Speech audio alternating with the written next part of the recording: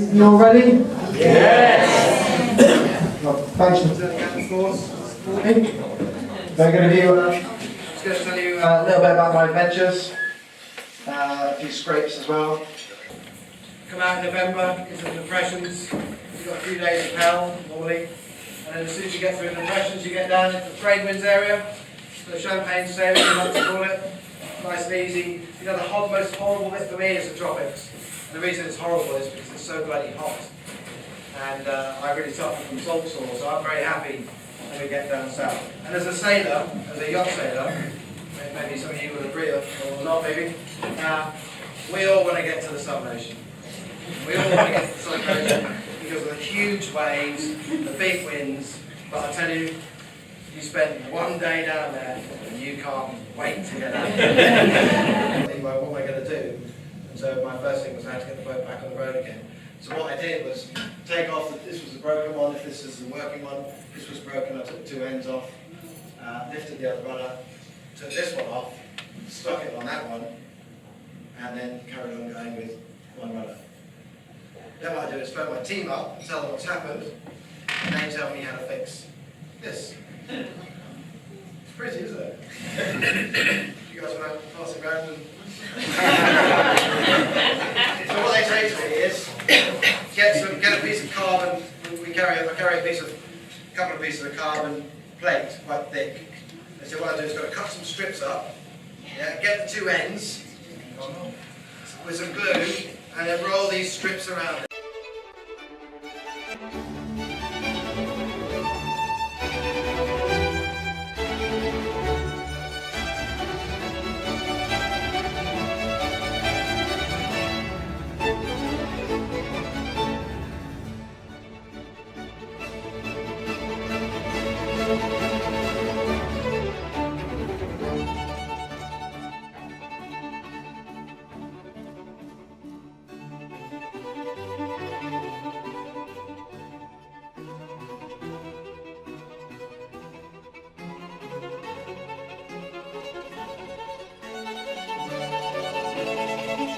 We can't write it off, sorry. Yeah, because it's video this time. I think you take the photo one for the flash to go off, Basil's another single hand with Jester.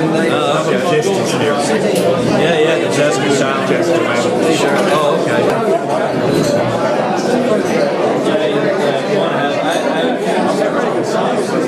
Well, some years ago, you could be hauled up there for days on end. So, very a lot of Jerry jokes. Get a fuel bladder. How big is a boat? You got plenty. Take a fuel bladder and stick it right down the middle of the cabin. You know, I did 1,200, 1,300 RPM. So you get the most bang for your buck on it that way. So that's a lot of money. It's not good for the engine, though. It's not good for that. It's better than being locked in the ice or something. It's better than the alternative. Around Cape Horn and then back up to the Chesapeake Bay. It's that easy. And non-stop means non-stop. So you cannot drop an anchor, you cannot tie off to anything that is connected to the ground. A mooring ball, a dock, iceberg that is run aground. You yourself cannot run aground, which wasn't a problem for most of the trip because it was in the open ocean. I had to remain a vessel underway according to the U.S. Coast Guard standard of a vessel underway, which means that you can drift around all you want, and you can deploy a parachute sea anchor because you're still drifting, just doing it a bit slower. But as long as you remain a vessel underway, it is a non-stop trip. I think more importantly is why would anybody do a non-stop single-handed circumnavigation of the Americas? For me, a lot of my heroes have been people like Shackleton and Amundsen, Scott to a lesser degree, but Scott had great men like Wilson and Birdie and Oates and Tom Crean, who was with both him and Tom Crean is the man, by the way, if you guys haven't heard about him before. But, and then once I started getting into sailing, you know, it was people like Bernard Moitessier and Robin Knox Johnson, the pioneers of long distance offshore single-handed sailing. And I will never be Shackleton. They don't make people like that anymore. It's just impossible. No one will ever be. They don't make explorers like they did of that era. They just don't exist anymore.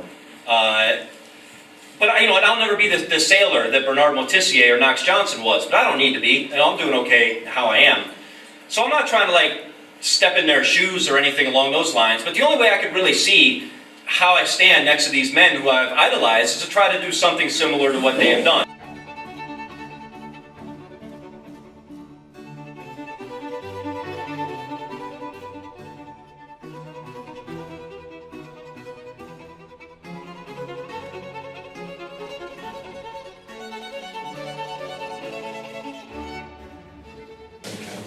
I came across this the other day and I fell in love with it. It is my philosophy, I've discovered, as far as sailing is concerned. He knows not where he's going, for the ocean will decide. It's not the destination, it's the glory of the ride. I actually bought the book and read it in 5 minutes, which upset me. Okay, the boat. Someone's already recognised the fact that it's a Rival 34. It's called Raven of Handel. I bought it specifically for the trip I didn't do. As opposed to the trip I did do. The route I took, I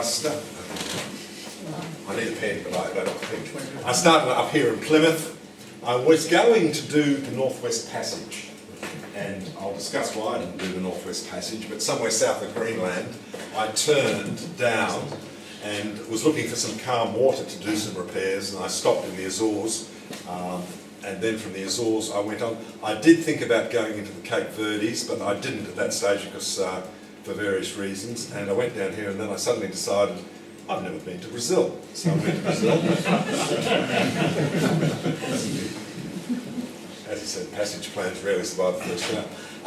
And from Brazil I then decided I was going to do Tristan da Cunha. For various reasons I couldn't do Tristan da Cunha. So I went to Cape Town. From Cape Town, this is plan G as opposed to plan A, B, C, D, E, F or whatever. I was going to go on to Sydney. I went out into the Southern Ocean and decided I didn't like it much, so I went back to Cape Town. Went back to the Southern Ocean, still didn't like it, so I then decided to go up through St Helena, Ascension Island, and then basically I was hoping to go to the Cape Verdes on my way back, but the winds were not going to let me go to the Cape Verdes, so I actually ended up in the Azores again and back to the UK. So that's basically the trip we're going to talk about tonight. And I was single-handed, just as a matter of interest of you, except for my wind vane steering, which I consider to be a person, and one other person who I'll talk about shortly. Okay. We started from Plymouth. Interesting enough, I've been associated with the Jester Challenge for quite a while, and there was a Jester Baltimore Challenge starting in 2013, and I decided to start with them. We were hosted very kindly by the Tamar River Sailing Club, which is up here somewhere, and started, as we always start our Jester Challenges, a point somewhere between the Breakwater and Corsan Bay, wherever the start boat is. And so they were all going off to Baltimore and Ireland, and I just kept going. And I said, and they said, well, why don't you come into Baltimore and stay, you know, at least have some drinks and some Irish hospitality? I said I didn't have an Irish courtesy for that. What I did find about, it was 120 miles west of Ireland as I ran into my first gale. And my first gale was probably, it was only blowing about force 8, but it was not a particularly nice gale. And I was worried, previously I've drifted quite easily in a gale 60 miles. And 120 miles, 60 miles is half of that. If I drift 60 miles, I'm then only 60 miles from Ireland. I was a little bit concerned about being 120 miles from Ireland in a gale.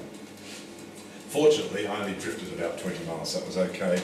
But I had some damage, and that was my spray dodgers, and also my lifelines were all pushed in, and the stanchions and all this sort of thing, as the waves were pouring over the side of the boat. So I had to get rid of both my spray dodgers, and I still don't have spray dodgers, so no one knows the name of the boat, because the name of the boat was on the dodgers, wasn't it? But that's okay. What caused me more problems, however, was that as I got closer... Oh, no. I talked to my slides, and I'm not always certain what's going to come up next. I thought there's a different slide there. We'll talk about that in a second. As I got closer to, I use a big 100-watt solar panel, and as I got closer to Greenland, the solar panel was not keeping up with my electricity use, which is very minimal because the only things I'm really running on a daily basis my handheld GPS. And there's one other thing running. I can't remember what it is now. Oh, no, the death sounder. The death sounder goes all the time. And I might even talk to you about why I run the death sounder all the time when I'm in 3,000 metres. As I got closer to Greenland, I was running out of electricity, so I decided to start the engine. That was fine. I started the engine, it ran for 15 minutes and stopped. And I thought, well, there's something wrong here, something minor. And I started to look, and I discovered what was running through my engine was salt water. And I didn't know where that salt water was coming from, but I managed to drain it out by opened up the fuel system and waited for the white salt water to turn red, and stopped it all up, and then went right through the whole system, and I ran it, and it was sort of gurgling along and didn't sound very good, and I thought, I don't really want to take on the Northwest Passage with the icebergs and the fog without a reliable engine. And Basil, there's another Jester challenger up there, he and I went and listened to a fellow called Matt Rutherford last year, who spoke about going all the way through the Northwest Passage and circumnavigating all the Americas. And he talked about how much he used his engine and how the icebergs caused problems and the drift ice and all this sort of thing. I thought, I can't do it without an engine. So I had to make a decision at that stage of what to do. So I started to go south. And I was looking for calm water, basically. It was blowing probably 4, 6 or 7, but it was a northwesterly on the nose, which might have actually added to my decision to a certain extent, because guess which direction I was trying to go, northwest. But one of the things you find as single-handed sailing, and I don't know if you've done this yourself or whether you've read about it, but from sleep deprivation you start to hallucinate. And most single-handed sailors tend to hallucinate around ghosts. And I started to discover I had a ghost on board, and it was a U-boat captain, so I thought I'd put a picture of it. I didn't actually ever see the U-boat, but I did see the U-boat captain a couple of times. And that was a very clear picture. He used to go and fiddle with my wing-wave steering. I don't know why a U-boat captain would want to fiddle with my wing-wave steering, except for the fact it was made in Hamburg. So. But you'll find that he's going to come in and out of my story for the rest of the evening, because he didn't leave me alone until the point at which I'll tell you, when he just disappeared and I never heard from him again. But every so often when I was sleep deprived, I'd start to hear from I'll see a Volker. His name was Volker, he told me that. He couldn't speak English and I can't speak German, but we don't communicate. Okay, so that my first stopping, when I was looking for calm water and I was worried about my engine being able to get in anywhere so I could find that calm water, I decided to go to a place I know very well, which is Praia de Vittorio in the Azores. At first off, I was thinking about going back to Baltimore and Ireland. I was thinking about going to all sorts of places on the southwest coast of England, but I was worried about the fact that my engine may give up just as I entered harbour. And I knew Praia de Vittorio quite well, and the fact that it's got this outer harbour here, and then you've got the inner marina there, but I thought, if the worst comes to the worst and I get in here and the engine stops, I can anchor here. And so that's where I headed for. The interesting thing was, as I always do, I came into the harbour in the middle of the night. In fact, I aimed to come in the middle of the night because I thought, I don't really want to come in early in the morning because I can get a night's sleep tonight and I won't be so sleep deprived and Volker might go away. So I came in the middle of the night, and surprisingly it was July, and I've always been there in June before, and the outer harbour is empty. As I came in here, I started the engine actually about 10 miles back, and it had been running quite well for 2 hours or so, so I was quite hopeful at that stage, and I was doing all the things like putting out the fenders and putting the lines on the bow and the stern, and I looked up, and I had about 6 boats anchored right in front of me as it was on Alta Hill, and I hadn't really been looking because that outer harbour was always clear. So that was a bit of a shock. But I managed to find the only berth vacant in Praia de Vittorio Marina at that stage. And that's it there. In fact, there are other berths, but those are little tiny berths. They're all little fishing boats. So I made it. And I love the Azores, and I can't say, the more I think about it, I wonder why I go beyond the Azores. The Azores are a wonderful place. The people are friendly, you've got everything you require, the marinas are cheap. You know, that marina at Praia de Vittorio is costing about €6 a night. And I've got to pay another €1.50 for a shower, that's the only problem. But then there's the free Wi-Fi and the free electricity. That's the main street of Praia de Vittorio. That's one of the little churches you see spotted all over the Azores. I discovered fishing. I'd never been, I came from probably one of the most prolific fishing areas in the world, on the east coast of Australia. And I was I was the only person in the little village who never caught fish. So I decided though, my wife and I had a nice 5 weeks in the Caribbean, and the fellow we were with was doing a lot of fishing, and he was catching, and she and he were catching lots of fish, and I thought, well, why not? I'll throw a line in. And the first thing I caught was a Dorado. Interesting enough, I sort of cheated, because I don't know if you can see that, I've actually caught him through the eye. He didn't taste any the worse for it, I can assure you of that. So I suddenly discovered I could fish, and basically I used this friend we'd been with in the Caribbean's system, which is just a hook with a bit of string on it. I had actually towed before all sorts of fancy things behind me, and right across the Atlantic and back in various Jester challenges and then caught anything. But with my little bit of string, I caught that Dorado, and I went on from there. That was a yellowtail that I'd actually put in the pan before I thought about taking a photograph. It still tasted good. And then this, I don't really know what this is, but if I was in the Azores and I ordered a black groper, or groper, or whatever you call it, in a restaurant, I'd get a fish very similar to that, so I call that a black groper. And then, I call that a blue tuna. That is the nicest fish I've ever eaten in my life. I baked that for about half an hour in the oven. I didn't have any idea how long to bake it. I baked it for half an hour, and the Japanese, if it is a blue tuna, I think it's blue tuna, pay thousands of US dollars per kilo for blue tuna, and I can understand why. Fresh, and they don't get theirs fresh. The fish I catch, clean, cook, and eat all within an hour. So, except that lasted 3 meals, so it was up to 24 hours later, I was still eating. I did get to the equator, and we've got 0.705 south and 25 west, so I'm quite taken. That's the first time I've crossed the equator single-handed, so that was a bit of an event. At that stage, my waypoint, you can read it up there, was Cape Town. It was 3,211 nautical miles. And that's me in Bahia Marina. I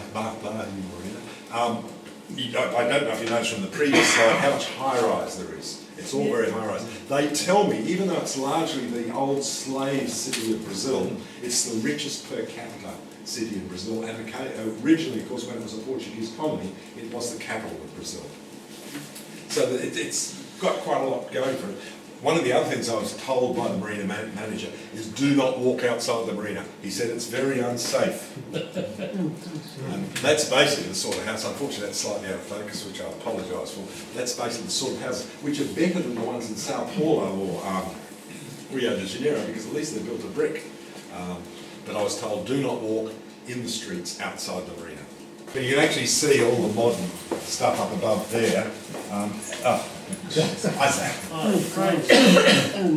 When I said I felt perfectly safe walking through all these mugging areas, the only people who frightened the hell out of me were the police militaire, and for some reason, I don't understand why they called it police militaire. I assumed that was the military police, but they seemed to be, one day I was walking down here, they were all carrying these, what I call SLR rifles, and they had a drug deal. I don't know what he was. I assumed he was a drug dealer on the ground, and they were really getting a boot in. And I was watching this so closely, I walked past one of these fellas and I knocked his rifle. I thought I was done for at that moment. Look, tourist waved me on, you see, but I thought they were particularly scary, so that's the police military. But I think the locals, the muggers, are perfectly safe. So we left Salvador after 4 days, mainly because of the trouble I had with checking in with customs. What happened with customs was that I arrived on the 30th of August, or 31st of August, I can't remember how many days there are in August, and that was a Saturday, and the 1st of September was a Sunday, so the first day I could check in was the 2nd of September. I went to customs on the 2nd of September, and they said, oh, we've just introduced a brand new system. This is done in Portuguese, but what they used to do, the shipping agents, the ship's agents, they'd wait till they came in and then they'd interpret for me. we just introduced a brand new system where you've got to go and check in online. I said, where do I go to check in online? Find an internet cafe. Where's an internet cafe? We don't know, we're customs. I went back to the marina. So that was and then that was at 9 o'clock in the morning on Monday. I arrived back at 12:30 with my thing all filled in. I had to actually produce a number for them, which they looked up and they said, it's after 12 o'clock. I said, I know it's after 12 o'clock. It's not open to the public after 12 o'clock. Come back tomorrow at 9. Went back tomorrow at 9 o'clock. Our system is down. And I said, will it be on this afternoon? Well, you're not allowed to come here in the afternoon. Come back tomorrow at 9. When I finally managed to clear into customs, I said, I don't really want to go in this process. And it was costing me 60 reals a day in the marina, of course, and that's a tremendous amount of money. I said, I don't want to go through this again and wait another 4 days to check me out straight away. They said, you sure? And I said, yes. And so, interesting enough, then I left Brazil. So I wasn't, and I've always heard Portugal and Portuguese colonies, I've found that in the Azores, but they do it so nicely in the Azores, bureaucracy is rife. And I think that was the problem I had. As I was going out and I got down level with Rio de Janeiro, actually I started to see a whole lot of oil platforms. Interesting enough, my son's girlfriend's father operates one of the hotel ships for one of the oil platforms out there, and there was a ship, I don't know if you can actually see it here, which I assume was a hotel ship for this. I was nearly going to call them up and say, have you got an Ollie? And I probably would have said, what's his position? I don't know, it could be the cabin boy or the captain. And what's his last name? I wouldn't have a clue. I've since learned it's Ollie Larson, but I didn't know at that stage, so I didn't call them up to see if Ollie Larson's on board. But I actually then spoke to my son's girlfriend and said it was a Maersk, something or other, I can't remember the name of the ship now, and she said, no, he's not the Maersk, he's on a probably Larson line or something like this. Albatross are either deaf or stupid.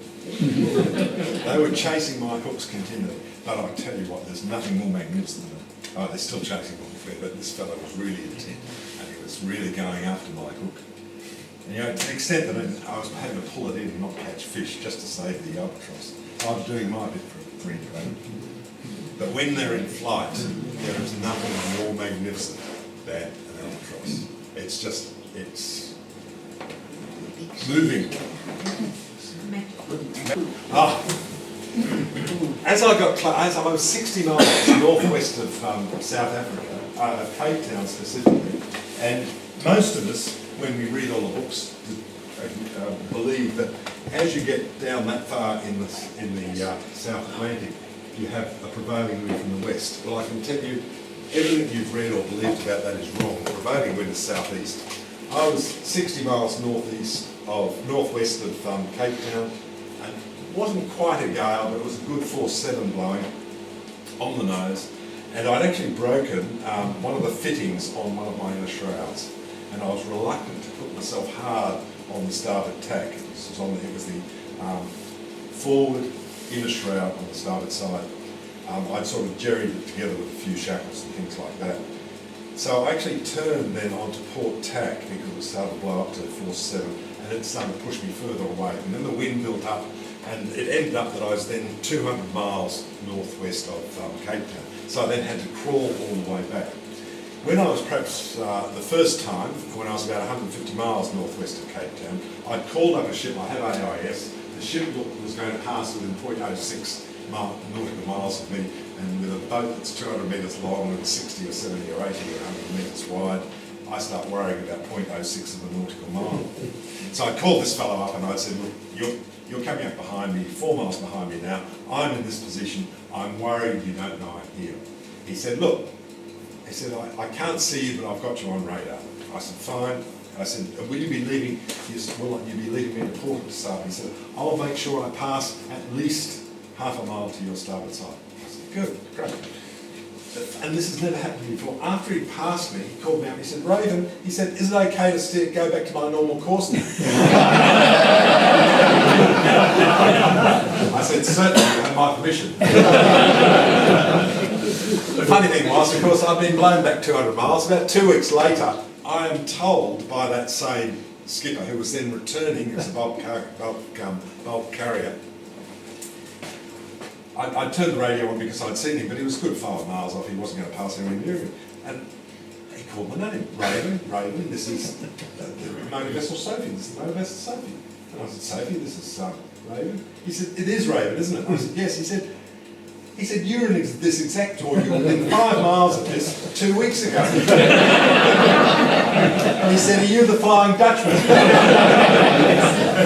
I said, no, the Flying Australian. But, I thought that was funny. But, so that's why I put the Flying Dutchman up there. Cape Town. I was getting into Cape Town once again is one of these harbours that I was afraid of. And it's I was quite surprised what a busy harbour it was. You can't see it here, but there would have been a good 50 ships anchored off the harbour. And it's quite a small harbour. I'll show you a photo of the harbour. That's unfortunately not very good. That's satellite imagery. But that's the whole harbour of Cape Town there.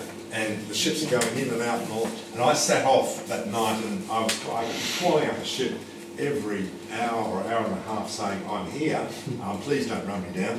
And they're saying, that's fine, we'll pass you by, we'll pass you by. Most of them were anchoring. And the interesting thing about that was one of the port control, you have to call it port control, was really, I'd heard him at 7 o'clock the previous evening say to a ship, we will have a pilot with you at 7 o'clock tomorrow morning, make sure you're ready. So at 5 o'clock that morning, and I'm just starting to get myself ready to come in, I was about 7 miles off, so I thought it would be 2 hours to get in there. I'm starting to get ready to come in. He calls up the ship and says, you know, are you ready? The ship said, I need 2 hours notice. He said, I told you at 7 o'clock last night. And there's this big argument between the ship and the port control, and well, we'll leave you and you will not be cleared in, or we will not have a pilot to you till after midday. Okay. So then I've got to call up, and I call up, port control, and I was in trepidation, this fella's going to go right back at me. Because, you know, I'm the next person on the radio and just had a go. So, port control, this is Raven. I'm 1 mile off the breakwater. I'd like permission to enter the harbour, please. Certainly, Raven. Come straight in. Watch, there's a fishing boat coming up behind you. Just give him a bit of clearance, please. So that's okay.